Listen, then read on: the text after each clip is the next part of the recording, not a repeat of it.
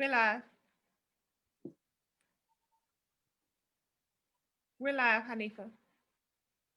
You're muted. You're muted.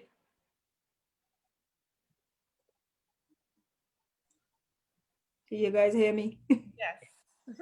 All right, all right. Sorry. All right. All right. Welcome to the Empower Hour. I am Hanifa, And I'm Al Kumar. and we are your host of the Empower Hour every Monday at 8 p.m. sharp these days. And today is no different. We have a special guest. We have had her on our show before. Some of you guys may remember her. We welcome, I can think of anyone else to discuss this particular topic with, because the last time we had her on, she was dynamite. She definitely knows her stuff, and she has her own personal experience with the topic. So, what better person to ask? We welcome Natasha Pierre. Welcome. Thank you. Thank you so much for having me. Always good to be with you. Always good to see you. Yes. So we wanted to have you on because there is a lot that's still going on. Like we kind of discussed off camera. 2020, mental health, COVID, going into 2021. A lot of people are really struggling. A lot of people are dealing with really feeling detached. They're dealing with depression, anxiety. It's just a number of different things that people are experiencing. Some who have never experienced those feelings before. And then there are people who struggle with their own mental health, and because they don't have a lot of access to their support systems like they would probably, usually do. I'm talking face to face. They're finding these times a little bit more difficult to navigate. And so we wanted to have a conversation. If you are watching and you know just yourself, just in general, this topic is for everyone. So please make sure you share the live, and definitely stay tuned and ask your questions because we can see. So, Natasha, how are you today, ma'am? I'm doing great. I'm doing great. This is a much needed conversation. It is affecting everyone in different ways. And quite honestly, I don't think, there's a lot of conversations happening, but I don't think we are addressing all of the conversations and the multi-layered issues that people are dealing with. So I'm happy to dive in, talk about whatever, because it's really been nonstop for me since last April. Oh, okay. Mm-hmm, mm-hmm. Non-stop, huh? No Nonstop. breaks. It is, everyone is impacted differently. Yes. And, if we all went into COVID-19 last year with a clean slate, Mm-hmm. we all have something on our plate right now. But the reality is there were already people dealing with other issues, whether it was food insecurity or financial challenges or trauma or being away from home. We came into COVID-19 with an experience. And a lot of what people were experiencing prior to the pandemic has been amplified by the shutdown, by the isolation, the physical distancing, etc. So many people are having a tough time in a myriad of ways. Yeah, yeah. So before we delve too deep into it, can you please, for those who may not know who you are, what you do, can you give us an introduction to Natasha? Tell us who you are and also why you do this type of work. Absolutely. So I am a mental health educator, advocate, activist, and I became all of those things really out of survival. And it was my own personal survival. I had to become a mental health self advocate because I have my own mental health journey. So the diagnosis I received was bipolar disorder type 2, Mhm. post traumatic stress disorder, generalized anxiety disorder, and EDNOS, which is eating disorder not otherwise specified. So it was out of survival and a need to understand my symptoms that I researched all diagnoses in mental health, mental illness, so that I could learn how to live, you know, Yeah. how to exist with the things that I was feeling and experiencing at that time. And because of all that I learned, and because of the the bevy of ways that I fought for my mental health, it led me on this course where this is what I do pretty much full time. Wow. Question. Of course, COVID adds a whole new layer, I'd only imagine, onto all the type of disorders that you just named. Mhm. Tell us some of the things that changed. You said you've been going through it since you said April. Since April, yeah, personally and professionally, absolutely. You know, personally for me, the diagnosis, a mental illness, when you have the diagnosis, it doesn't go away, it doesn't go into remission, it doesn't take summers off and holidays, etc. It's there. Fortunately for me, I have a wellness plan that works well for me. And when life happens, Mhm. I get symptomatic. So the first thing that I noticed, I'm an introvert. I love being by myself. I feed off of my own energy. So being at home didn't affect me. Where I was affected was being around people with a mask. First was the mask. I had panic attacks wearing the mask and would have to leave, sit in the car, you know, just, okay, Natasha, you're fine, you're safe, you're okay, you're not in any danger. And so I structure the time that I go out based on when there's not going to be a lot of people, because I became hyper vigilant. Are they 6 feet away from me? Why did they cough? You know, it's almost like I felt like I had X-ray vision and I would be able to spot whoever had COVID, which is not true. But when you're already predisposed to being anxious, borderline paranoid about things, you have to be aware of that. I can't go out in public and expect everyone to stay away from me and everyone isn't following the rules. So I need to structure my life in a way where I can maintain my peace. And wearing a mask isn't optional for me. So I spray lavender oil on the inside of my mask because it helps me relax. You know, I have things delivered as necessary and I do what I have to do. Hmm. Hmm. I'm Go ahead, sorry. Asma. Go ahead. The media. I'm a firm believer that the media induces a lot of the fears that about this disease. Not that it's not um, um, serious, Mhm. and it's not widespread, and it's not saying people aren't dying. All those are true, but I am a firm believer that the media heightens our senses of fear times 10.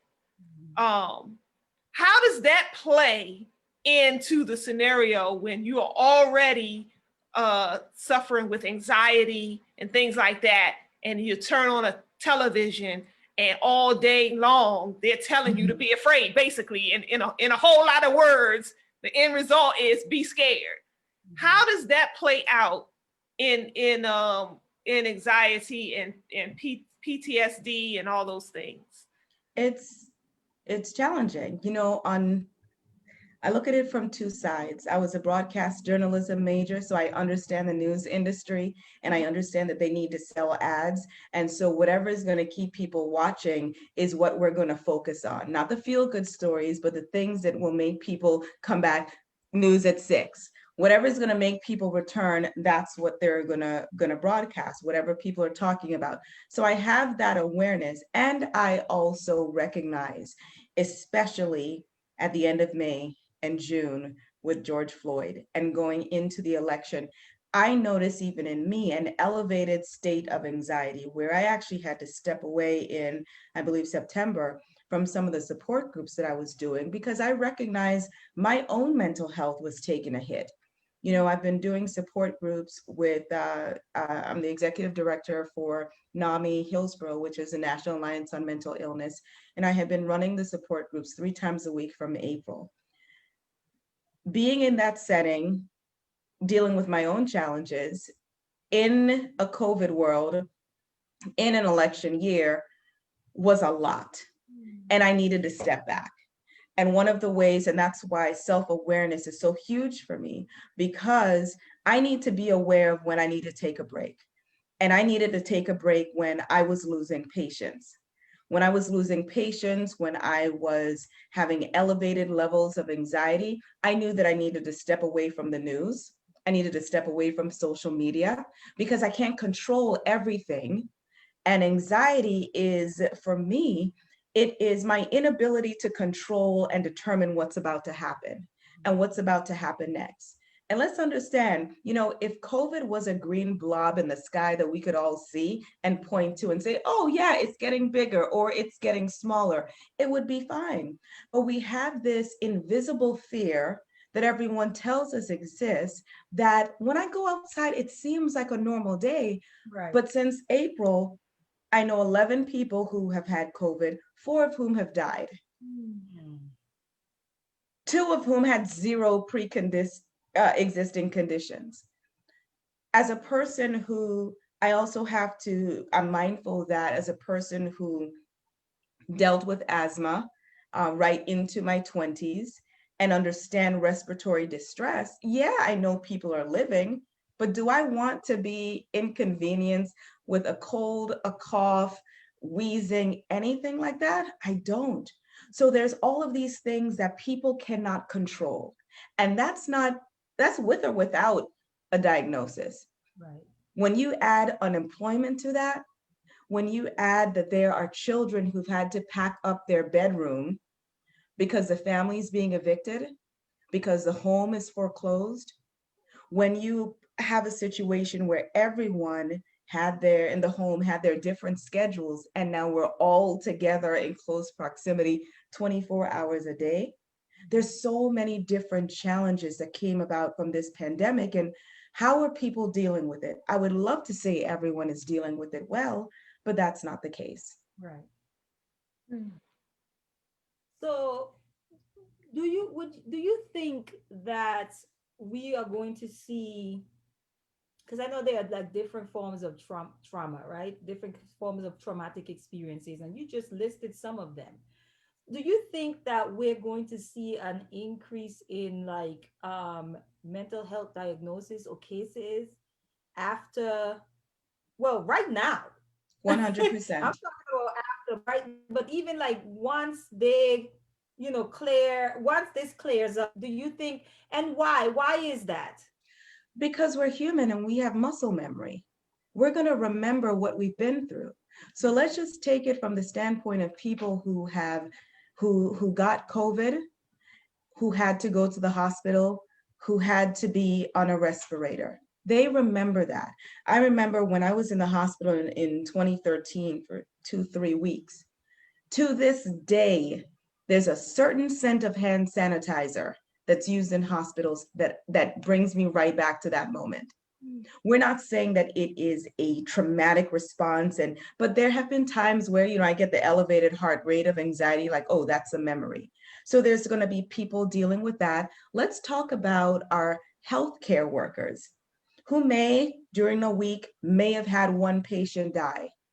Now it's 10, 15, 20 people a week dying, and it's not just the individual, but it's the 20 times that they've had to hold up an iPad so the family can say goodbye because there's no one coming into the hospital. Let's talk about our law enforcement and our fire department that are going to these calls. Yes, it's part of their work. Absolutely. Just like it's part of a teacher's job to teach, but teachers weren't prepared for a virtual learning environment. And so everyone is adjusting. And I think one of the most disheartening things for me in the last several months is that I saw that humans don't care about humans. And that angers me. See, I live the concept of Ubuntu, which means that we are inextricably linked. There is nothing that can happen to you that doesn't affect me. There's nothing that can happen to me that doesn't affect you. And so for me, wearing a mask, if it means that someone's child who is immune compromised can go out in safety, I'm going to wear a mask. I actually have a condition, a medical condition that makes it challenging for me to wear a mask, and yet I do. So when I hear that people are having such a hard time caring for one another in the community that they say they love and belong in, there's a disconnect for me, because community says we do what is best for the we, not the me. Me says, I really don't care about you guys. I'm just going to do what I want because this is what I want to do. We says, I don't know what you have going on and I don't need to know, but I know that I want this to go away. So I'm going to put the mask on, or I'm going to practice, distancing, or I'm going to be aware. The truth is we don't know. We really don't know what's going on. And people are impacted, from the person who is retired and financially stable, but unable to see their kids and grandkids, to the combat veterans who now have all of this quiet time to have all of the memories from war come rushing forward, to women who have given birth but didn't want to go to a hospital, or are all of us like dealing with postpartum depression. I mean, there's so much happening, and it's disheartening to me that we're not trying to support each other, and that's a collective we. We're not trying to support each other better. So what I'm hearing you say is, no matter what our personal feelings are relating to this virus, how it got started and who's behind it, no matter what all that entails, the overarching point is that people are dying, people are afraid, and we should be more compassionate about that. And people are afraid for their lives. Absolutely. That's a serious fear. It is. If we were told that there was a certain model of car that in 2020 killed 300,000 people, that car would be off the market, the plant shut down, and we would have the owner's corporation in court. So why are people not caring that people are dying? Listen, for every one of those 300,000+ people, there's a mother, father, sister, aunt, cousin, spouse grieving. So let's add that we have mass grieving in the United States right now, mass collective grieving at a level that truthfully, I don't think we've seen since Katrina maybe, or even 9/11. We've got mass grief. And for anyone who is empathic and you're tuned into the collective consciousness, some days are so heavy because there's so much grief, there's so much hurt, so much trauma, so much loss, so much pain that we have seen from last February until now. And I want to be optimistic. I want to say that there's going to be a fix, there's going to be a remedy. But now when we talk about vaccines, there's a reason for skepticism there. So everyone is waiting for the exhale, like, okay, finally, that's done. Okay, can we get on with our life now? But we don't have a date. Now, when we hear that there's another strain, okay, a vaccine just rolled out. Does this vaccine work on that new strain? And people still are not taking it. Even if you don't believe that COVID is real, I don't know anyone right now who doesn't know someone, or at least within the 6 degrees of separation, who's lost someone. Forget all of that. Forget COVID. You don't believe in COVID. That's great. What about the person that's in labor that needs to go to the hospital? What about the person who gets in a car accident that needs to go to the hospital, but there's no beds because everything is for COVID? What about the person who gets burned, the person who has a heart attack, the person who has any other physical ailment unrelated to COVID?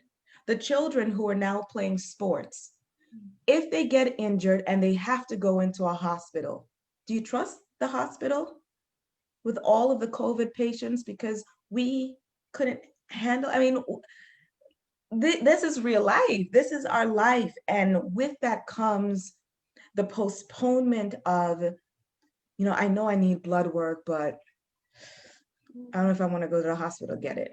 That's true. I'm not really feeling well, but I don't want to go to the hospital. For me, I'm grateful that I know that anxiety and a panic attack especially can mirror as an asthma attack, or can feel like a heart attack. Like You got the tingling, your body goes numb, you're cold, you're sweating. And so I'm aware of that. If I wasn't aware, how many people are going to the hospital with panic attacks, thinking it's something larger and likely placing themselves and others at risk? It's multi-layered. Yeah, because that was another one of my questions about how do we know, for those who never been diagnosed with bipolar and depression or anxiety, how do they know? What are some of the symptoms that can kind of give them a little aha moment that maybe this is something a little different that I need to be, really seeing a specialist about? Well, first, it's important to know that the coronavirus is not creating mental illness. Mhm. It's creating a mental health challenge, and the difference is a mental health is should be everyone's concern. If you have a mind, mental health is your concern. 5 out of 5 people have a mind and need to be concerned about their mental health. 1 in 5 people live with a mental illness. That's a diagnosis that's psychiatric related. That could be a number of reasons why that condition exists. The first thing is, depression is common. If you experience a loss of interest in activities that you once enjoyed. So I tell parents, if you have a child that no longer wants to do cheerleading or piano or basketball or football, all of a sudden, what happened? Did something happen at school? What's going on? Why all of a sudden cold turkey? That's something that you need to pay attention to. If you are sleeping more or sleeping less, eating more, eating less, all of those can be signs that there is a mental health condition present. Now, if you're experiencing vast mood swings, and bipolar type 2, there's generally 2 types, type 1, type 2. Type 1, a person is more towards the manic side. For type 2, more towards depression. And the diagnosis that I receive is mixed state. So I can bounce between depression and hypomania several times in a day. Very exhausting. If you're experiencing mood swings, drastic fluctuations in your mood, if you're experiencing any paranoia, you're hearing voices, it could point to a mental illness. It could also point to extreme stress. And let's just face it, America is under stress right now. And stress is relative. Stress may be, I always used to go, every day, meet up at, my local coffee shop and have coffee with the ladies. And now one has died and no one else wants to come out. It could be that. And, some people be like, really, come on, just brew some coffee and call it a day. Then other people could be like, I heard a story recently. One mother, her son, high school son, lives in the basement and has been in the basement for several months because he goes out to school. And upstairs, she's with her other child who is immune compromised. And she hasn't been able to hug her son. And they're separate because she doesn't want the son that's going to school to bring anything back to the other child. So that's how some families are living. So when I talk about the frustration I personally have for people not caring about unique challenges that people are going through, that's what I'm talking about. Yeah. If you're stressed, which is real, for me, self-awareness is key. You got to know you. Before anyone tells me that my mood is changing or has changed, I know it. Because just because I have a diagnosis doesn't mean I get to stress y'all out. One of the things that I keep hearing over and over as an excuse to me is, oh, well, you never know what they're going through, never know what so-and-so is going through. That's not an excuse for bad behavior, not after 2020, when we all could say You never know what Hanifa's going through. You never know what Alkamar is going through. We were all going through something. So at one point, do we take the responsibility of saying, yeah, I'm having a tough time. I am not handling COVID well. You know, I had a talk a couple days ago, and I said one of the things that I recognize is I am emotionally and psychologically, I did not handle the George Floyd situation well. I didn't. I learned a lot about America, and you know, Hanifa, we ain't from here. You know, we from the Virgin Islands, so we was raised different. We was raised where, you know, everybody in power looked like us. Right. So it's a lot that I learned from June until now, and I'm like, whoa, okay, what do I do with all of this information? How do I process it? Where do I put the information that I have, and recognize that we were doing all of this coping and surviving That's true. in bubbles. So on Facebook, I've been blocking people since Kobe passed. I've been unfriending people since Kobe passed. It's been one thing after another. You know, George Floyd was another round of unfriending. You know, the election, another round of unfriending. So what do you do with the information when there are people close to you and you're recognizing how vastly different you are? People that were close to you in past seasons. So when people say, oh, you know, I don't understand why people are so stressed about COVID, it's not just COVID. It's COVID. It's grieving people who have died. It's grieving friends that you've lost. It's being disappointed over and over. It's the election. It's the uncertainty. It's everything. It's toilet paper. It's everything.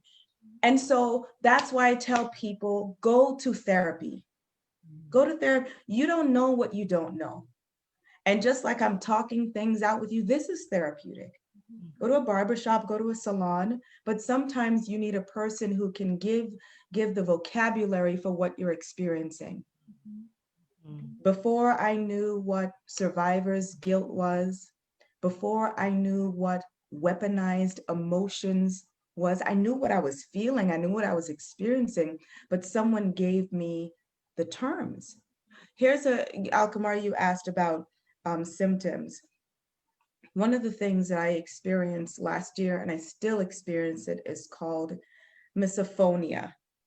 And from the beginning of the pandemic, I was just like complaining to one of my best friends, like, man, I am hearing things at like a level 100. I just feel like everybody's loud. There's certain types of speech that drive me nuts. And I'm Zooming all day. So I am muting. I'm taking out my earbud because I just can't take it. And I learned that misophonia it's a symptom, sometimes related to anxiety. And that was one of the ways that I knew that I was getting stressed, because it's the sound. It could be a dripping of water. It could be someone popping their gum.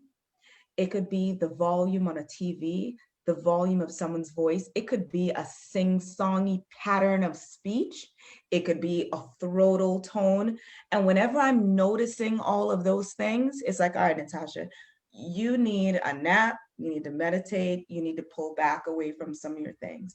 Self-awareness. Alkamar, every person knows themselves. They're the expert on themselves. I shouldn't have to tell you that you yelling at your child. I shouldn't have to tell you that you're grumpy to your spouse. I shouldn't have to tell you that you're short-tempered with the person in 7-Eleven or the bank. You know what's going on with you. And if anyone is watching, if this is resonating with you, reach out to someone. Of course, I'll say, reach out to NAMI, but sometimes you need a clinician. Sometimes you need a social worker, a psychologist, a therapist. Reach out and just talk out some of your stuff, because keeping it pent up will make you lash out. And I've had some lash out moments in the last year. I'm listening to you, and I'm just like, you know what? As you're listing all of these things that have happened within the last year, I'm just like, we didn't have a break. It's just been one thing. I mean, putting it into perspective, now I'm just like, actually, that's true. It's been one thing after the other, after the other. And sometimes you do need to disconnect, whether it be social media. There are people who watch the news every day. Sometimes you have to disconnect from that. And I think the funny thing is that the things that we probably need to disconnect it to are the things that right now make us feel the most connected. It's so Yeah, strange. I know. And that's why a yeah, lot of people can't turn off the social media and, or because that's how they're feeling connected right now. But those are the things that we talked about that's like triggering certain reactions in you because they're really fair based, a lot of it, a lot of the absolutely. conversations. But like you're saying, how important during this time, because I was listening to, I chuckled a little when you was just like, I had a block session then, and then this happened and I had another block session. And, and for me, I'm just like, okay, you better go ahead and manage all your peace. Yes. Okay. Because that's All really of what it. that is. Yes. So how important is that for people to manage their space, where you have to understand is you don't have to allow certain things. It is your space that you are responsible for. And I'm talking, when I say space, I'm talking space that you're responsible for. How important during this time with all, like you say, all of these layers that we are experiencing, how important is it for us to learn how to manage our peace? And after learning how to like, what are some things that tools that people can utilize in, because some people really don't know how to. Some people they're just open. Everyone has access to them whenever they want to, and for whatever reason, it could just be, how they were raised. It could just be that they think like blacking people is being mean and they don't want to come off mean. So how important is it for us to manage our peace right now? And how, for those of us who are listening that may not know how to go about doing it, give us some tools. In my book, I got one around here somewhere. I have everyone can't have access, everyone can't handle access. And that's what I learned over the last year. Quite honestly, I realized that whenever I am second guessing posting something on social media, it must be the only reason that I second guess must be a check 1-2 for me, where God is telling me, no, Natasha, that's for you, not for everybody else. That's the only reason. But I found myself asking, wow, do people know this Natasha around the time of George Floyd? Okay. And I said, you know what? I am not going to maintain a page where I can't be me. The cognitive dissonance, the wrestling, the disconnect inside of me was that whether I want to be or not, I'm a Black woman with a Black dad, Black brothers, Black friends. I care about Black issues and they impact me, and I'm going to speak on it. And if I feel that there are people connected to me who are unable to handle that, then it's time for us to disconnect. I was in the school of, man, don't block them. That's so harsh. Remember, they went to kindergarten with you or first grade or college. I am grateful that I have transitioned through that to now I don't care. I'll look at someone's face, and if I feel energy, and for the empaths, the highly intuitive spiritual beings, you're going to get what I'm saying. But if I feel your energy is antagonistic to mine, it's a disconnect. There's a simple test that I use with everything. You're either contributing to my peace, multiplying it exponentially, making me laugh, making me think, or you are contaminating the peace that I already have. And for a person like me, who has experienced what I deem to be some of the worst experiences with mental health, I don't play with my peace. I don't play with my peace. I don't play with my mental health. I don't care what anyone's feelings are relative to the way that I live my life, if I'm doing what is going to maintain my peace. And truth be told, that's how I encourage other people that deal with mental illness to be as unapologetic about how you protect, safeguard your peace. I don't care who it is. It could be your own family. there's got to be boundaries. So boundaries are one. I don't like people calling me before 9. I don't take calls before 9. I've always been that way. If I do it, it's an exception. Why? Because I need my morning up until 9 a.m. to get Natasha together. It doesn't mean I can't function at 8 or that I'm not awake. I'm awake. I just want my morning. That's a boundary that I set, and I will look at the phone and let it ring. On social media,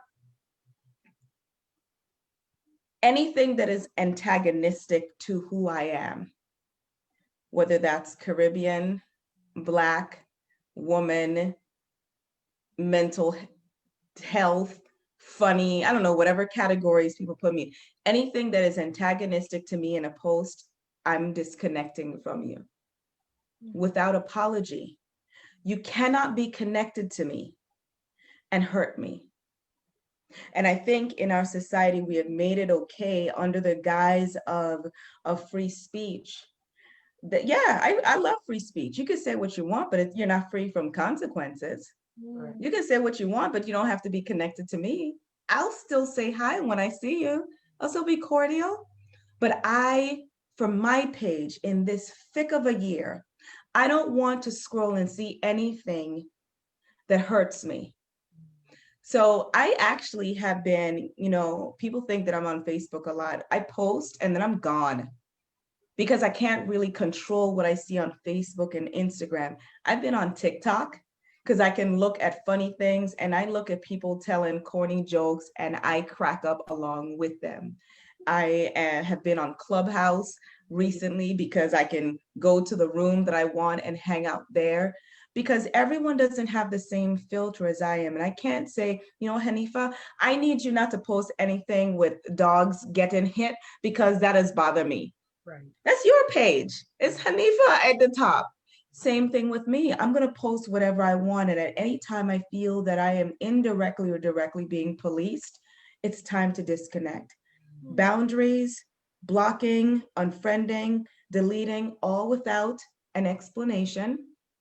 Setting the time for your day, what works, what doesn't, when you need people to talk to you and when not. Do you want to email? Do you want to text? I hate group texts. Hate is a strong word. I hate them. If I could eliminate group texts and the reply all, I would have already done it. It drives me nuts to get like 50, yes, ha, yes, LOL. Like, really?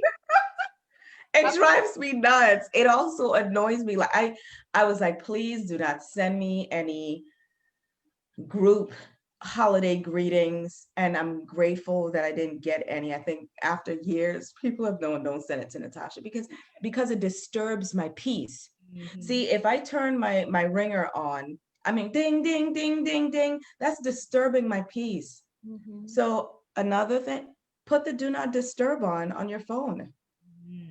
Years ago, we loved the ringtone. We wanted to, make sure it leaned back or some reggae was playing when it rang. I don't know the last time that I've heard my phone ring. I don't like the ring. It disturbs my peace.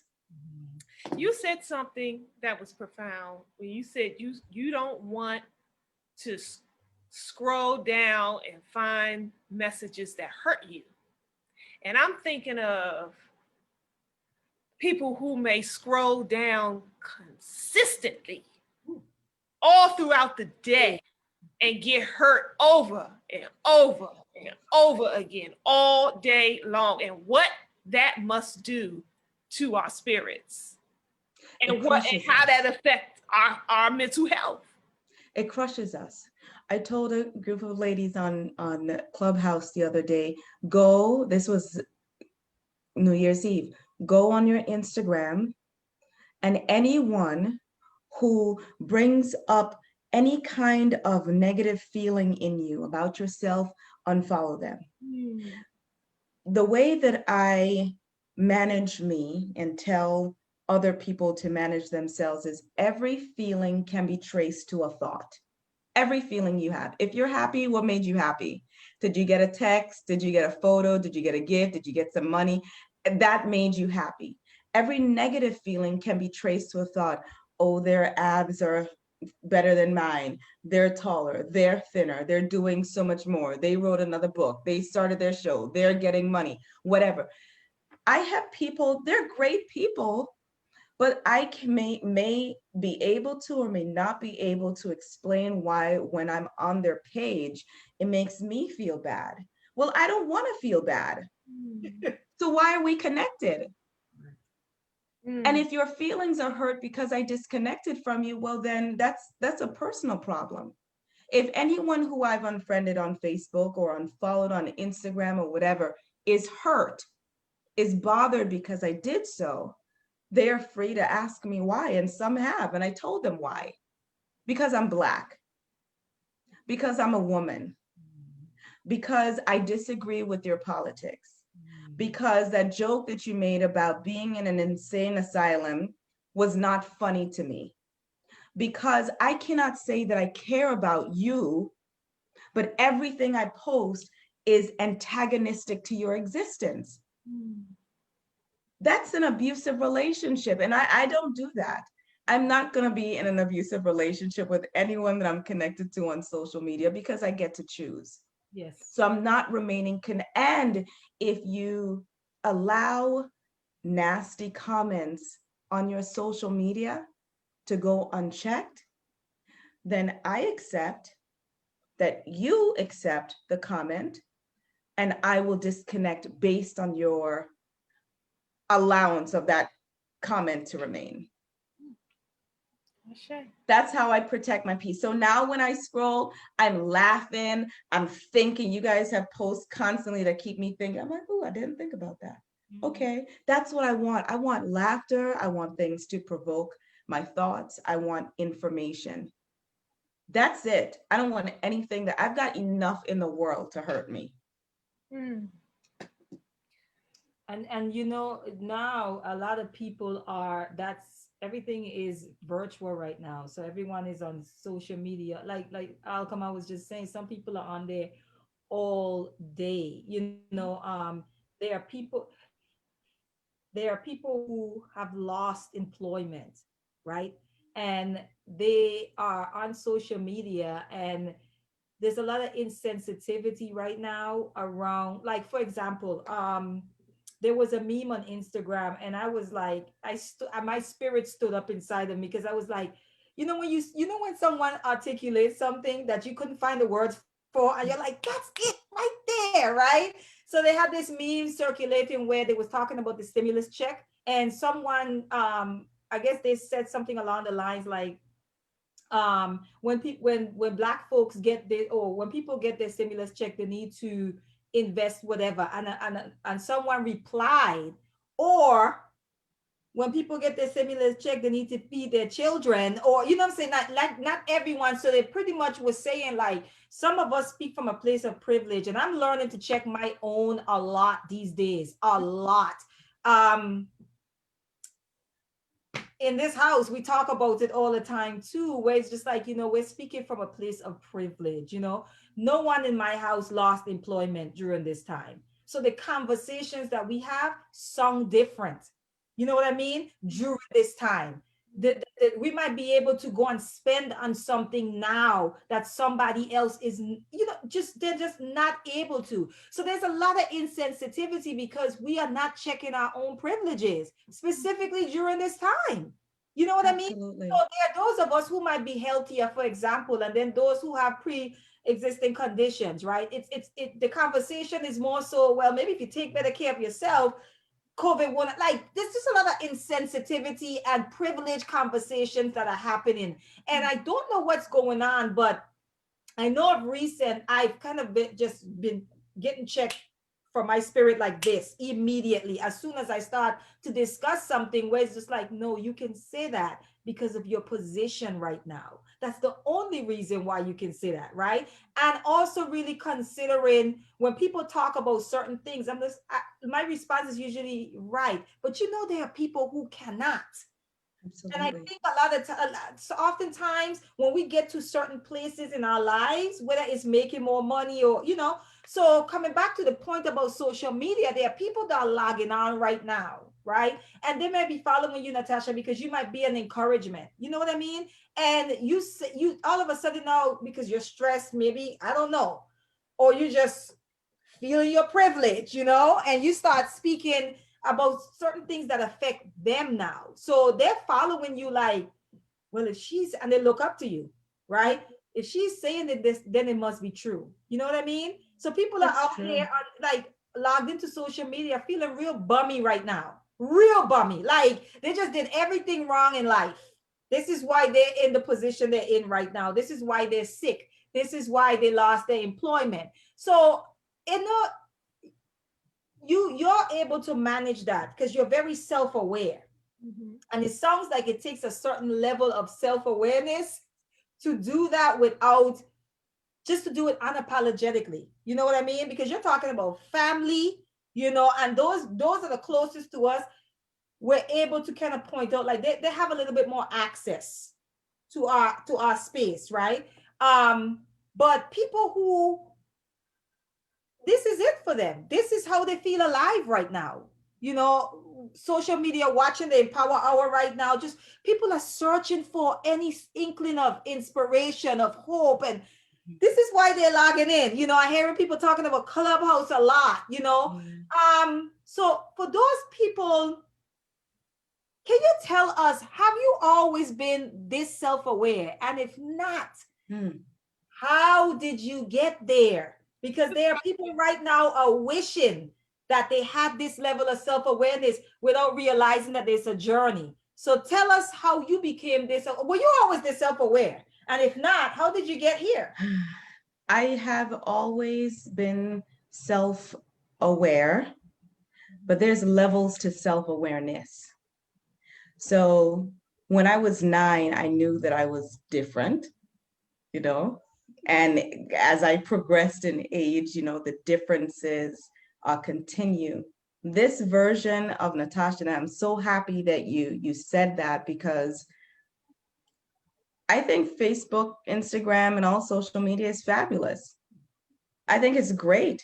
And sometimes you don't want to be on your wall because you got friends and family posts and whatever, but that's why I love the groups. On Saturday, I ran into a group that I'm a part of that's only for Aries. And only for Aries, if that's the zodiac sign. Okay. Only that, because I pulled over and I was like, Natasha, okay, I know the full moon just happened. Speaking frankly, okay, you started your cycle, and there's diagnosis, and I'm a quadruple Aries. So my sun, moon, rising, and Venus are all Aries. So I'm fiery. And some people receive that as the angry Black woman. No, I'm passionate. How I do anything is how I do everything. I'm passionate about my life. I'm passionate about mental health. I'm passionate about people living. I'm passionate about people living on purpose and maintaining their peace. No, I haven't always been this self-aware, but the reason why I'm here is because I had to fight to get here. See, people don't understand, and I know that when people look at me, they have a certain view of me. Oh, she likes being on TV, she likes makeup, lashes, whatever. Okay, cute, but you don't know what I've been through. You don't know how I have had to fight to rebuild my life to get here. And now I'm going to allow my peace to be disturbed because you want to post something that you thought was funny, but is offensive to me. I'd rather lose you than lose my mind. And what I'm not doing is I'm not going to allow anyone to gaslight me into thinking that their rude comments, their sarcasm, their posts, their behaviors, their microaggressions, their passive aggressions aren't happening. That's why I'm so unapologetic. I'm self-aware because, when you're dealing with a mental illness, you have, I've always said that people who have a mental health diagnosis are the best actors on the planet. I know how to act normal. When I can look down and think that my heart is beating out of my chest because I'm having a panic attack, but I know how to act normal. So the me that you see today is one who has fought to get here. The me that you see today is from a very early age. I'm fortunate, privilege. Here's a form of privilege. I've always known my purpose. My purpose is to connect other people to their purpose. So throughout all of my careers, throughout all of my life, no matter what I've done, I've always inspired. I am not a motivational speaker. Motivational gets you from here until the morning. But if I inspire you, that means I awaken the spirit that's within you. And that will go and go and go for as long as you keep it alive. Why I'm so self-aware is because I have to be. My life right now, everything that I do is connected to my purpose. As unapologetic as I am about my life and my mind and my peace and my mental health, it's because I wouldn't be able to have this conversation with you if I'm ingesting toxins all day on Facebook, if I'm allowing people to gaslight me and to abuse me, if I'm turning a blind eye to that post about the angry Black woman, or I'm turning a blind eye to, well, let's hear the full story, or I'm turning a blind eye to all of the other little subtle statements that hurt me. I cannot, I will not apologize for what hurts me. And the reason why I'm so drawn to, the mental health community is not only because of my own journey, but because I know one of my prayers, I don't know if I've ever shared this, one of my prayers when I was at the throes of depression, suicidal thoughts was, God, you put so much into me. You want me to do so much, but I can't do it without my mind. I need my mind. Show me how to bring peace back to my mind, and then I'll do what I got to do. So when you've been there, when you've been at that level of pain, you don't want anyone else to feel that. That's why it is aggravating to me when people step into the mental health space and they're not willing to do the work. This is serious for me day to day. It's serious when children as young as 10 are talking about suicide. It's serious for me when high school students and college students are reaching out to me talking about their pain. Are you kidding? And you want to come into the mental health space and world and do what? It enrages me because this is about life. So if I can get a person who received a bipolar schizophrenia diagnosis to recognize that their diagnosis isn't a death sentence, and that you don't have to put all of your goals and dreams in a box and then throw it in the closet, that I can show you how to create a wellness plan that allows you to be an executive director or a speaker or an author or a coach or a dancer or an actor or a mom. If I can do that, then that means I've awakened the spirit within them to their possibilities. And now they can go do it for someone else. So don't disconnect from social media if this is the way that you are finding connection. Just connect in the right ways.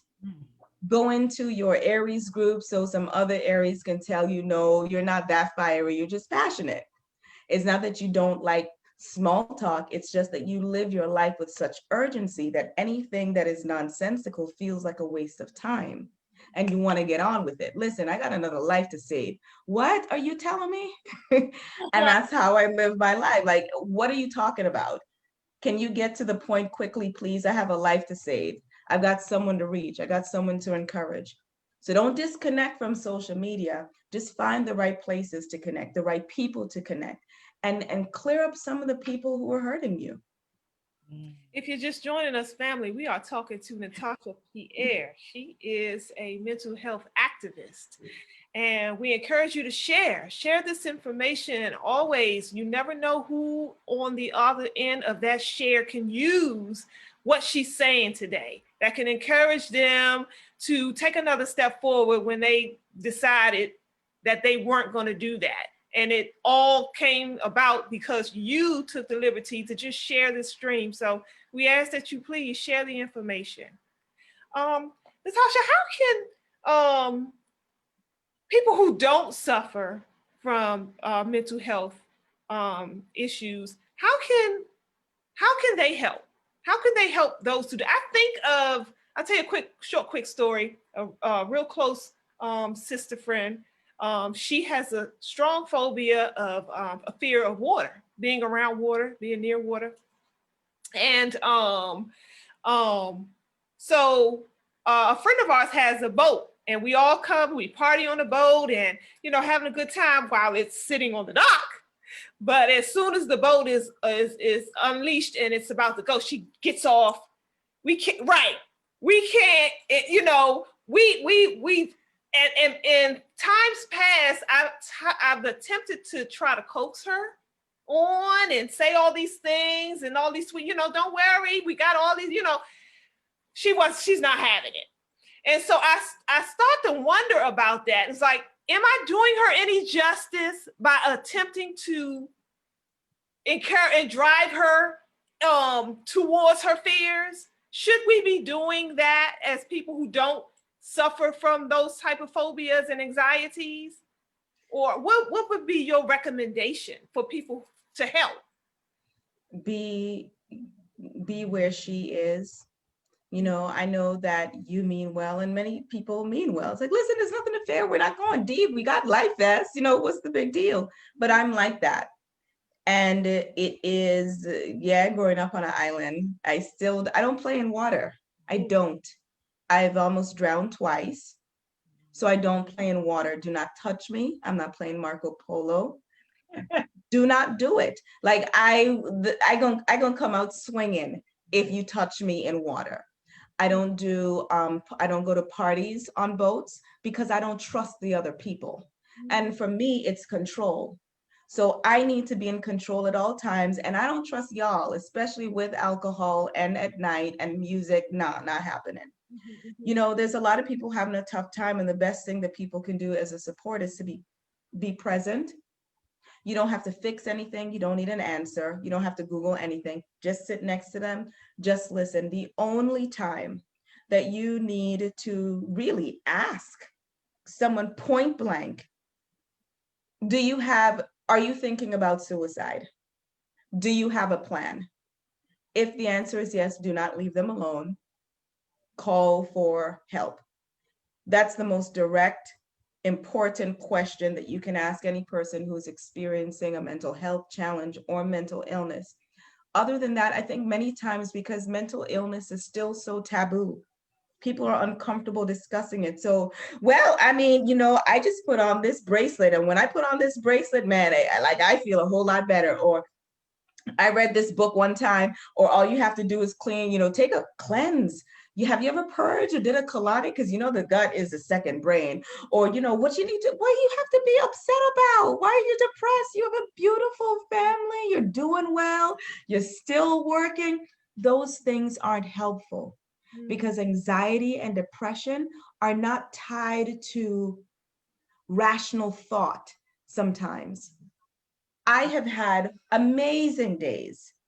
In the last year, I had 50 plus TV, radio, newspapers about, what do you have to be upset about, Natasha? Like you're on TV and you're doing stuff and people are being helped. Like, what do you have to be depressed about? Depression isn't always linked to an event or an experience. Sometimes I have a mood fluctuation. It's a full moon. That's why I track the full moon so that I know, like, all right, Natasha, if you're feeling different, it's just a full moon, just ride it out. So sometimes the best thing people can do is just be present. Just be present. Just listen. You don't have to say, you don't have to give any feedback. All you got to do is say, I hear you. That must be tough. I can't imagine. I can only imagine. What can I do? How can I support you in this moment? That's it. Sometimes people will respond. Sometimes people won't. And I've heard a lot in the last month about people lamenting how they've lost friends during the pandemic, or there's been greater distance with them and their friends during the pandemic. And I always challenge them with an alternative viewpoint. Everyone is triaging their lives right now. So today you may be the bullet wound friend, and we're talking for 4 hours. tomorrow, based on the other things that's going on in my life, you're the dislocated pinky. You can wait. Mm. People are dealing with a lot. And if there has been some distance between you and a friend, reach out. If they haven't reached out, you reach out. Mutually beneficial relationships. And if none of you all are reaching out, well, then maybe it's time for the friendship to go into its next season. If it's meant for you all to reconnect, you will. And, prayerfully it'll happen organically. But we can't judge people for how they respond. We have not lived through a pandemic of this nature before, not in our lifetimes.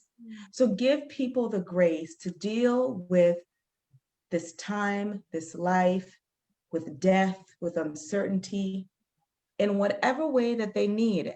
And you don't have to understand it. If Hanifa says, you know what, nah, I'm not coming to your party. But I told you last week about it. Last week you were okay with coming, but this week you're not. I can't judge you for that. Mm-hmm. You're doing what's best for you, your mental health, your peace, your family at this time. And if I'm truly your friend, I shouldn't have a rebuttal. I shouldn't be like, come on, just wear 2 masks then. Okay, it's only me and like 5 friends and you know them. I don't understand why you're making such a big deal. How come I'm gonna be there? Right. It doesn't matter. I'm not doing it. Everyone is doing what's best for themselves at this time, period. Beautiful, beautifully said. Can you dig a little more into, because I'm so curious, EDNOS? Yeah. EDNOS, eating disorder not otherwise specified. It means that I wasn't not eating because I wanted to be skinny. At that time, I think I was 110 pounds, just daddy genetics. But it was a paranoia. It was linked to the paranoia that I was experiencing as a result of bipolar disorder. So I thought I was being poisoned. So back then, I would only eat apple juice, grapefruit juice, Skittles, and almond joy. I would only eat things that were packaged. And then at that time, the paranoia was so bad that after I did that, somehow I would believe that some way, somehow people were able to maybe inject something into the almond joy and I would throw everything up. So I ended up tearing my esophagus in 2005. I tore my esophagus from throwing up so much. And it was paranoia. It wasn't about being skinny. It was, and that lends to eating disorders. Some people are like, oh my God, you're already so skinny. Why don't you just stop? Well, you don't understand the disorder part of it. It's not always about, I want to be skinny, I want to be thin, I want to be pretty. Our mind is a powerful tool. Mm-hmm. And I tell people all the time that your mind is not your friend unless you give it an assignment. If you ingest toxin all day, every day via the news and via social media, your mind will wreak havoc on your life. It's real. But one of the things that I do, I intentionally, me today is a result of intentional reprogramming. I am almost robotic about affirmations, declarations, and my ultimate vision. So from 2014 to the present, I have, calendar reminders set every day for my I am statements, my declarations, my ultimate vision. And I do that because I need to constantly remind myself of who I am. Mm-hmm. It's not, I'm definitely know who I am now more so than I did 5-10 years ago, but I do it as maintenance. We go to the gym. People who are fit still go to the gym. Why? Maintenance. Okay, you're healthy. So why are you taking vitamins or supplements? Maintenance. So what are you doing for your mind? How are you strengthening, boosting, safeguarding your emotional and psychological health? With Facebook? Oh no, that's not a working plan. Unless you're in a group that's just for you. By ingesting a 24-hour news cycle designed to make you go buy toilet paper or get the vaccine or whatever else we're going to hype today because it's a slow news day. And, I have worked in news, so I know that there's value to it, but accountability, emotional intelligence is so important. That's self-awareness, self-regulation, empathy. I can't self-regulate anything if I'm not aware of it. If I'm not aware of the things that irk my nerves, that are triggers for me, that are stressors for me, then I'm just eating poison every day and wondering why my stomach hurts. I'm taking in a 24-hour news cycle every day and wondering why I'm having panic attacks constantly. I'm ingesting nonstop social media with opposing viewpoints, and well, that sounds right. Well, that sounds right. Well, oh, someone send me this. So if it's on this website, liberalsorelosers.com, then it must be true, and vice versa. But where's the intentional programming to make sure that you know that you're going to be okay? And no matter how tough this world gets, one of my affirmations is I am connected to an unlimited source of abundant good. I am not in relationship with a God that will give me COVID to teach me a lesson. I'm not in relationship with a God that lets things happen because I forgot to do X or I missed an opportunity. Correct. So in the same way that we safeguard our physical health, I am, especially in the last year, it was my spiritual, emotional, and psychological health. My abs will wait. My abs will wait. Okay. I'll deal with, I started the year 135, I'm 143 now. The abs will wait, the weight will drop, but I need to ensure that I am the best me for when assignments present themselves. I'm the best me for when we're having conversations like this. And I can't do that if I am pretending not to be bothered by certain people's social media posts. And I'm not going to make a big deal about it. Let me tell you, everything that's on my Facebook page is there deliberately and intentionally. I don't do passive aggression. I do courageous conversation, throat chakra open. We're going to have the talk. And the My fun piece. Huh? When you put the little and you know what? Those funnies, many times when I post them, it's because I need the laugh. Okay. Because I need some levity. I need life to be light. It's because I just came out of a support group or a session, or I got a call, or another person has to be hospitalized, or a parent, or a homeless, or whatever. And I'm like, man, I need to know, why is 6 afraid of 9? Because 9 ate 7. I need that. I do. I do. And I crack myself up every single time. We need humor. Where is the humor in the news cycle? Yes. Where are the good stories? Where are the stories of people who are doing painting triumph? And not just COVID related triumph, but let's talk about how in one neighborhood, all of the families got together and they're rotating childcare so people can get to work, or they're taking on the Zoom school duties. So every parent has a turn and no one's burned out. How about that? Let's talk about those things as well. But you can't do that if you don't believe in community. We talk a good game. Yeah. We talk a good game, but where is community? Yeah. Where is community? You know, someone lost their job and you haven't gave them any money. Yeah, food stamps, but anyone who knows food stamps or SNAP or WIC, you know that doesn't cover toilet paper and deodorant. So how are we looking out for each other? I'm a brother's keeper. I'm a sister's keeper. How are we looking out for each other? I know. And if not now, when? Right. Not now. Good God. You know what I'm saying? Then when? When will we? When? When are we going to do it? And I keep telling people, stop looking at top down. You know, the government legislatively, that's not affecting you as much as what's happening in your immediate community.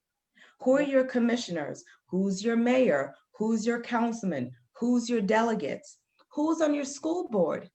Who's in your community? Do you know your neighbors? Do you know any teachers? Everyone's having a tough time. Teachers had a rough year. Lots of parents, oh, I don't know why you're giving this kind of homework, you're doing this. Well, I mean, what about the teachers who are also parents? Who have to teach your children Yep.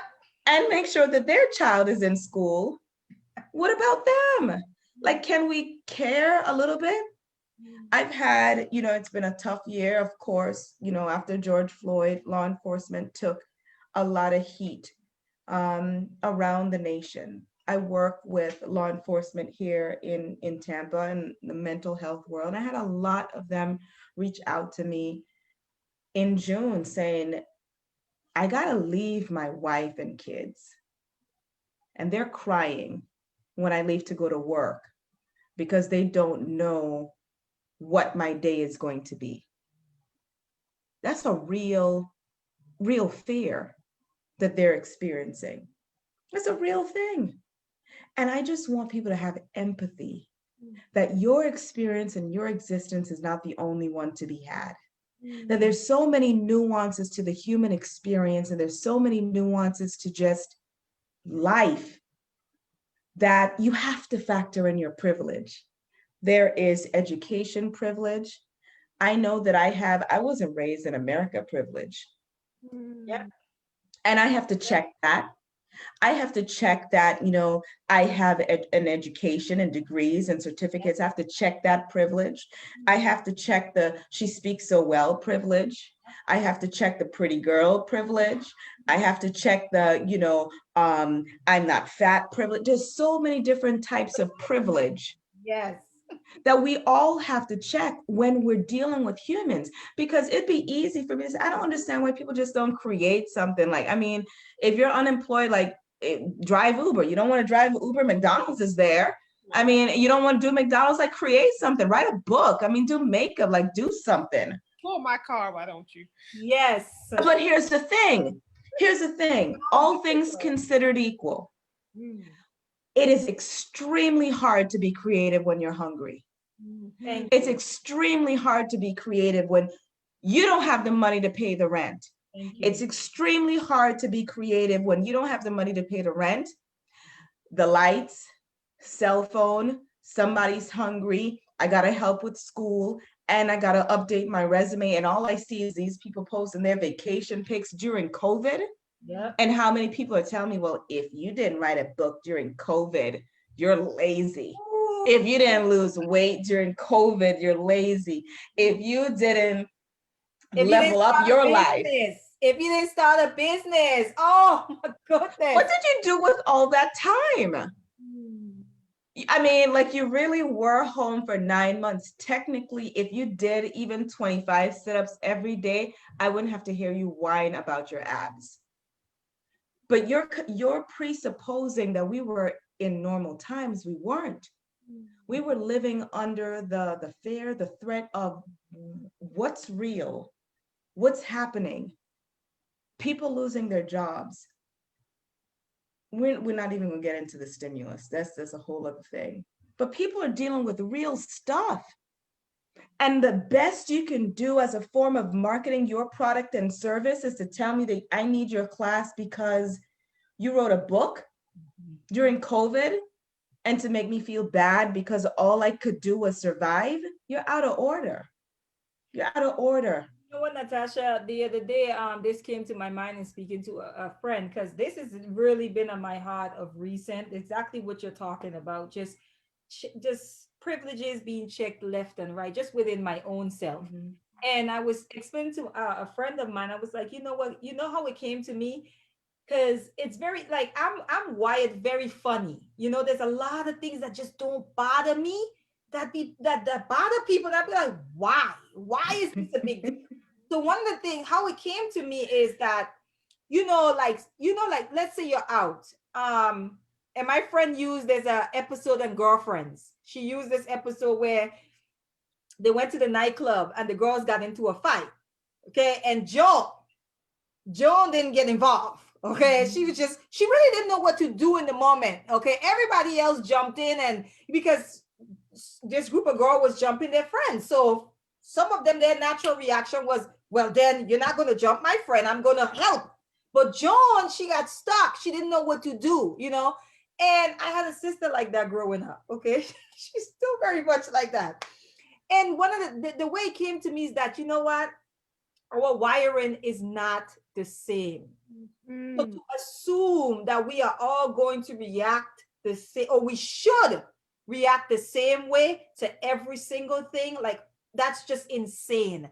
Everyone is just wired differently. You know what I'm saying? We all have we have friends, and we have hopefully a diverse circle of friends. There's certain things that you might be dealing with that you cannot go to Kendra about, because it's just going to create some chaos in Kendra's life, that you're just not, you're just like, I don't want to do that to her right now. You know what I mean? So, I'm going to go to this particular friend because of that's all wiring. Everyone reacts differently to different things. And that's kind of like what's been helping me as well, because I could be very detached. You know what I'm saying? I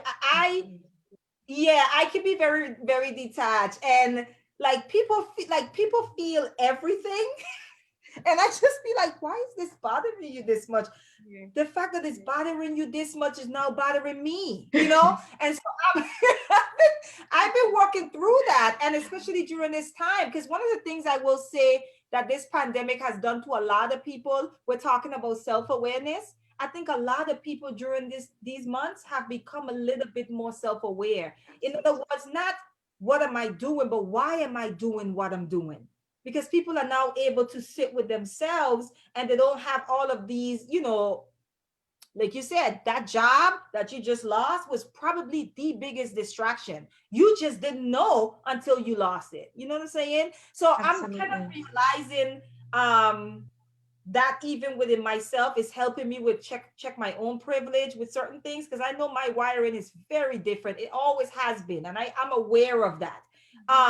But what are some of the good things as it pertains to mental health and self-awareness that you have observed or you've seen that have come out of this, or that the pandemic have actually given birth to, in your own opinion or your own observation, just within yourself or just observing others as well? From people who live with mental illness, the number one thing they say is finally. Now the rest of the world gets to feel the anxiety that we live with day to day. And I felt that way too. Hearing so many new conversations about anxiety is like, oh, now anxiety exists? Really? All those years when we were talking about it wasn't a thing. Now you're feeling it. Okay, great. So for 8 months, 9 months or whatever, you felt some anxiety. I've been living with that for 20 years. So that's from inside, the community, people living with mental illness. I love that we're having the conversation. We got to normalize it. Until I am no longer regarded as brave for, not being, because I could be in like a black screen and, you disguise my voice. I could do that, but until I'm no longer considered brave for saying, yeah, I was diagnosed with bipolar disorder, and I'm funny, and I write, and I watch TV and eat and travel, and I'm a friend, and I'm a sister, but okay, some people have asthma. Some people have a bad attitude. How about that?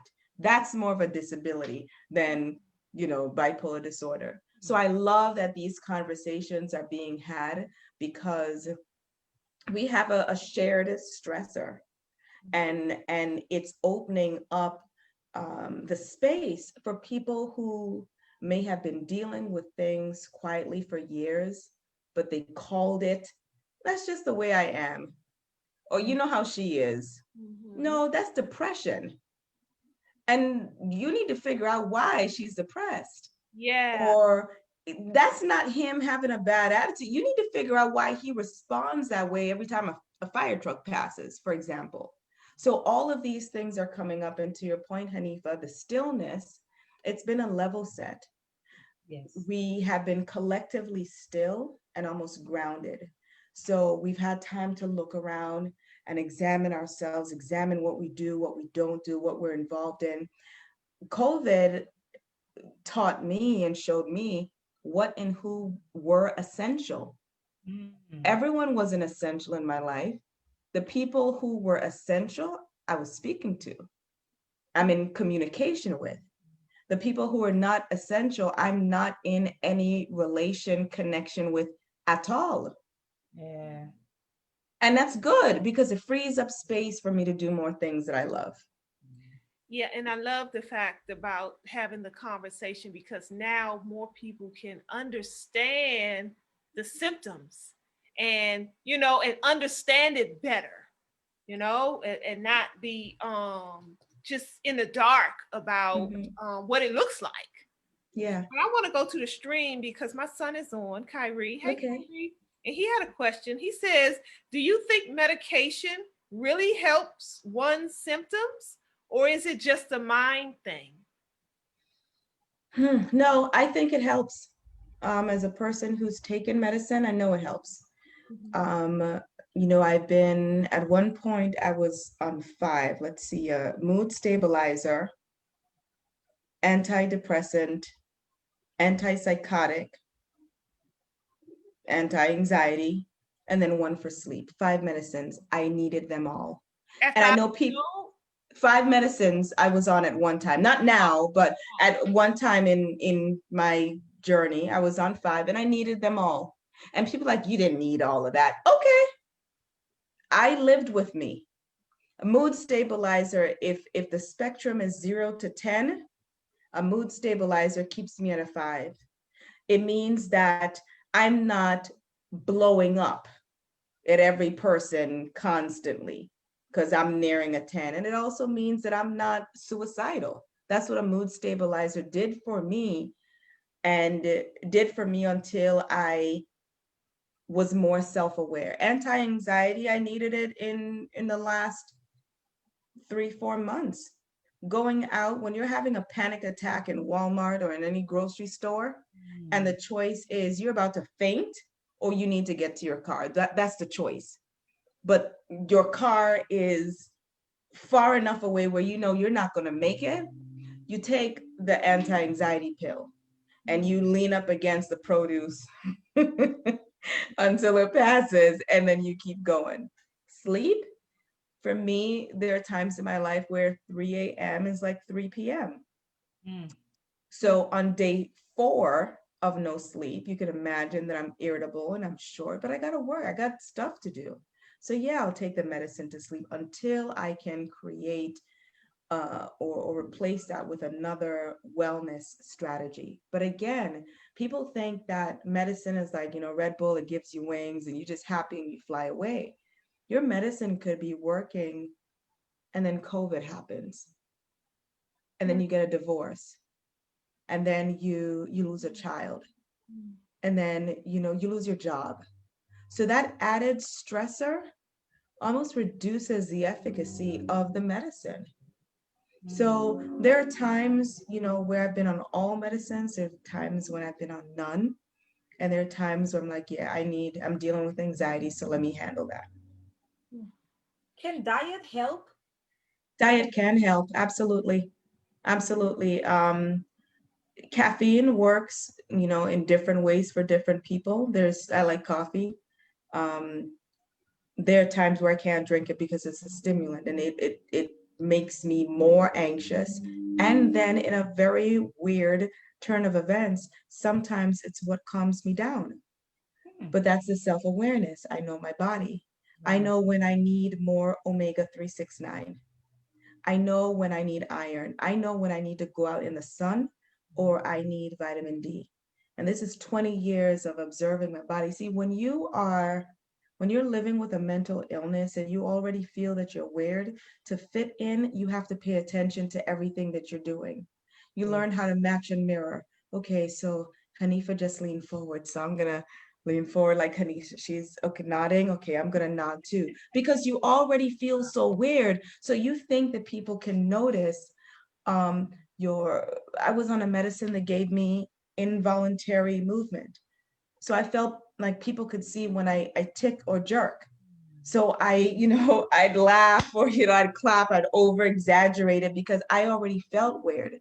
So self-awareness for me was the way that I could pass as normal before I outed myself. I needed to pass. I needed to pass as normal. I needed people to know that I wasn't having 99,000 thoughts in my mind at one time. I needed to know people to think that, yeah, I'm paying attention to you, even though I'm wondering, can she hear my thoughts? Does she know how I'm feeling? Does she know that I'm sad? Self-awareness. Wow. I just have one other question. How much is it developed over life experiences, and how much is just something that you're born with? The most honest answer is I don't know. For me, PTSD came as a result of, and for me, I've had several experiences that created trauma. The most notable one was 9/11. Right after 9/11, I started fainting all over New York City. And I went to every doctor. They're like, you're fine, you're healthy. And then, one doctor said, maybe you should see a psychiatrist. So that's when I learned about survivor's guilt. And I was like, okay. And there's another one was from the hurricane, 1989 Hurricane Hugo. We in the house and our roof lift off and we still in it. So for years, actually until 2013, and Hugo was 89, up until 2013, I hated thunder and lightning. And where did I move to? Tampa. The Lightning, the hockey team is named the Lightning. I got here and I'm like, wait, nobody felt it necessary to tell me that every day from 2 to 4 in the summer, we get thunder and lightning. Wow. I would go into my walk-in closet and close the door because it reminded me of that time. So I guess coming to Tampa was immersion and exposure therapy because, the thunder and lightning doesn't bother me as much now, but those are based on experience. Okay. Bipolar disorder for me, I think, when I look back on my life, I think I've always dealt with depression. And in hindsight, I found poems that I wrote when I was at 9 about being depressed, about wanting to jump off a building. Back then, we didn't have any words for that. It's like, oh, stop your nonsense and go in your bed. We didn't have any words for it. There was no language for a 9-year. Like, what you have to be depressed about? You have toys, you get food in the fridge, go sit down, go eat. So, but I think it's been with me. And I will also say because, and this is Natasha saying this, not the executive director, not the whomever, this is my experience. I also know that me being an empath, me being a highly sensitive, intuitive being, filters into my experience. And so some days I have to check myself like, Natasha, is this your stuff? Or is this based on the support group you just left? Is this based on just the collective consciousness? Some days I have to, just this weekend, I had to check like, okay, is this full moon? Is this bipolar disorder? Is this you just being an Aries? Like, what is going on right now? Self-awareness helps me to self-regulate. Psychiatry and psychology, they don't know. Of course, they'll say that maybe, you're born with it and hereditary if other family members have it. And that's for them to decide. For me, I am aware of where I am. I don't even use the words for myself, depression and mania personally. I'll do that in a professional clinical setting. But for me, it's just some days I have low energy and some days I have high energy. On the days I have high energy, which the clinical world would call hypomania, I just do everything. I'll clean, get all the laundry done. That's the day I'm filing, throwing things out, washing the car, meal prepping, whatever. On the days I have low energy, all right, take a nap, relax. But we put so much pressure on everyone's day to look identical. The best time for me is 9 p.m. to 3 a.m. When the world is still, I will work. I will get so much done in that time. That's the best time for me. However, I need sleep. So some days I may sacrifice and say, you know what, tonight I'll pull an all-nighter because I want to get all this stuff done. But I know that I can only do that max 2 days in a row because on day 3, that's when I kick into a higher energy or a hypomanic state. What is my advice to anyone? I've known me all my life. I am the subject matter expert on me. There's no one on this planet that knows me better than me. And so I therefore must be the chief doctor for me. I need to know, just like how you drive your car, if you get in and you turn it, you know what sound. My car never made that sound before. That's how you have to be with your body and your mind. I've never responded like that before. Why did I suck my teeth? Why did I roll my eyes? Why did my heart start beating fast? Why am I sweating? Why do I feel like I want to throw up? What is that? Who was around? What just happened that made me feel this way? And don't be afraid to reach out. I know a lot of times you may not have the therapist that you want. Sometimes you may not be able to get a culturally competent therapist. Keep looking. Or at least get one that is culturally humble. I love it. If my trauma, if my pain, if my anxiety is linked to a gender or a race, I can't go to that person. I need someone else. That's when Facebook and social media come in because they're all on it. Look. That's true. Just look. Okay, I know we went over quite a bit. And we could probably stay here for a whole other hour, but we are not going to do that. But Natasha, if you have any parting words for people who are watching, do you have any? Please go ahead. Where can they find your information? Where can they find you if they want to? Absolutely. So I'm on Facebook. The only DMs that I respond to is relative to mental health. So don't DM me for nothing else. But Facebook, simply Natasha or Natasha Pierre Official. I'm on Instagram. I am on Twitter, LinkedIn. I'm always open for any mental health conversation. I'll help you in any way I can because I'm the executive director of NAMI. There's 600 affiliates of NAMI, I think, across the nation. We even have one in St. Croix and St. Thomas too. So find your NAMI affiliate. Everything that NAMI offers is free. The support groups, the courses, whether it's a family member or it's you that want more information, everything is free there. And there's support where you can either talk about how you're caring for someone or if it's you dealing with it. Parting words would be mental health is health. If you take care of your physical body, spiritual, but every other part of you and forget your mental health or neglect your mental health, all of those other parts are going to break down. Don't believe me? Hurt your ankle, you could still watch TV. Have a migraine, you ain't doing nothing. So mental health is health. Recovery is possible. If nothing else, I hope I shattered the myth of people with a mental illness being someone that's in the corner drooling and dirty. And a disability or a diagnosis is not a death sentence. You are not alone. There's a lot of people dealing with this, and just reach out. There's people who want to embrace you and support you. Wow. Well, that's a beautiful way to end this segment. And I can sit and listen to you. It's your spirit, everything about you. Something calming and soothing about the way you teach.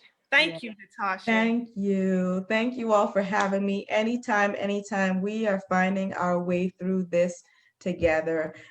Here's another parting word: community. Mhm. Community and family and tribe. If you don't fit in your family, make one. Create one. Find your tribe. Humans are relational beings. You're not getting through this life as an island. It's not going to be enjoyable. So you might as well be with some people who are funny and tell you corny jokes. All right. Thank you so much, Natasha. All And right. those who are listening, thank you for joining us. Make sure you share this. This is some really important information, specifically during this time. And until next Monday at 8 p.m., we say peace. Take care of each other, family. All Peace. All right. Good night. Good Good night. night.